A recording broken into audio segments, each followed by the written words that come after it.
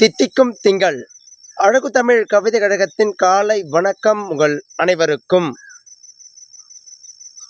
மண் தன் மகத்துவத்தை அனைத்து உயிரினங்களையும் சுமந்து பறைசாற்றும்.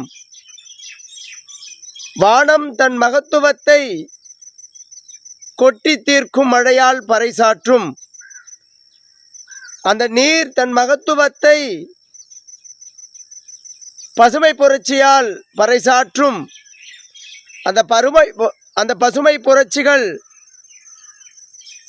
நல்ல விளைச்சலாக பறைசாற்றும். அந்த நல்ல விளைச்சல் நல் உணவுகளாக மாறி தன் பெருமையை பறைசாற்றும். ஒவ்வொரு பிறப்புக்கும் தன் பணியை சரிவர பெருமைப்படுத்திக் கொண்டிருக்கும் தருணமாக ஒவ்வொன்றும் தன் கடமையை சரிவர செய்து கொண்டிருக்கின்றது. இந்த நிலப்பரப்பின் மீது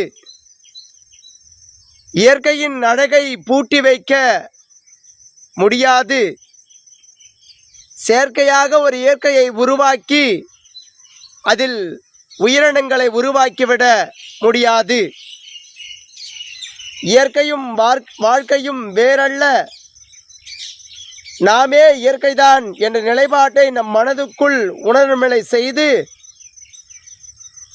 எண்ணற்ற சூழ்நிலைகள் வாழ்நிலைக்குள் நிகழ்ந்து கொண்டிருந்தாலும் நமக்கான வாழ்நிலை எது என உணர்ந்து அழகான ஒரு வாழ்க்கையை இயற்கை தந்த பெரும் கொடையான நம் வாழ்க்கையை பெருமையாக வாழ முற்படுங்கள். இந்த நிலப்பரப்பின் மீது என் உறவுகளே,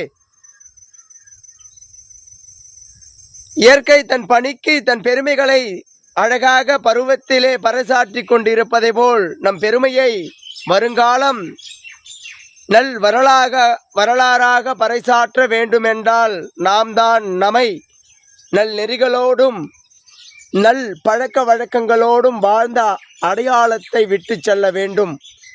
அதை இந்த இயற்கையோடு நாம் கொண்டாட வேண்டும். அதற்காக இயற்கையை நாம் பேணி காத்தல் வேண்டும். என் உறவுகளே, தினம் தினம் என் பதிவின் நோக்கம் வாழு இயற்கை சார்ந்து என்ற வண்ணம் இருக்கும். இனியும் அது இருக்கும். உங்கள் மனதுக்குள் இருக்கும் இறுக்கத்தை துளைத்து இயற்கையோடு பயணம் பெறுதலையும் இயற்கை சார்ந்த வாழ்க்கையை கையில் எடுத்தலையும் கடைபிடிக்கும் மனப்பக்குவத்தை உங்களுக்குள் அடைந்து கொள்ளுங்கள். என் உறவுகளே, நமக்கான பெருமையை நாம் தான் நிலைநாட்ட வேண்டும். இந்த மண்தடம் மீது அழகான இயற்கையை நாம் தான் கொண்டாட வேண்டும்.